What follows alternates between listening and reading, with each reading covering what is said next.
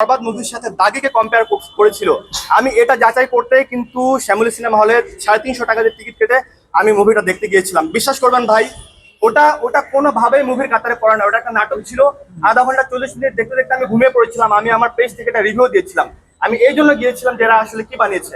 এবং আমি একটা কথা ক্লিয়ার করতে চাই, সেটা হলো কিছু কিছু নামধারী সাকিবিয়ান আছে যারা সাকিব ভাইয়ের নাম ইউজ করে নিজের ফেসবুক পেজ, ইউটিউব পেজ দাঁড় করিয়ে এখন এরা নিঃস্বকে চাটাচাটি শুরু করে দিয়েছে। নিঃস্বর মুভি যে নিঃস্ব যে ক্যামিও দিচ্ছে, এটা নিয়ে তারা খুব চাটাচাটি করছে। মানে এরা নিজেদেরকে বিক্রি করে দিয়েছে সেই সব ঠান্ডা গান্ডা ব্যক্তিদের কাছে। কিন্তু এই যে আমাদেরকে যারা দেখতে পাচ্ছেন, আমরা যে সাকিবিয়ান আছি, আমরা এই অন্যায়ের কাছে, এই যে সাকিব ভাইকে না জেনে যে অন্যায়টা করা হচ্ছে, আমরা কিন্তু এই অন্যায়ের কাছে নিজেদেরকে কখনো বিক্রি করে দেইনি। ইনশাল্লাহ যতদিন আমরা বেঁচে থাকবো, সুস্থ থাকবো, আমরা কখনো আপোষ করব না।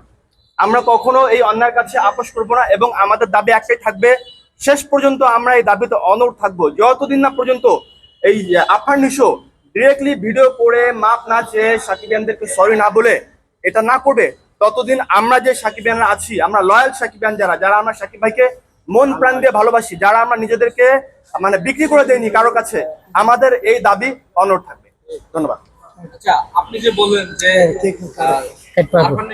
কথা বলবেন আপনি, এগুলো কারা? এগুলো আমি নাম বলছি, আমি দু তিনজন নাম বলি। আমি একটা রোস্ট ভিডিও বানিয়েছি, তার মধ্যে একটা হচ্ছে সিনেব্রোস। ওই ছেলের নাম কি? সিনেব্রোস।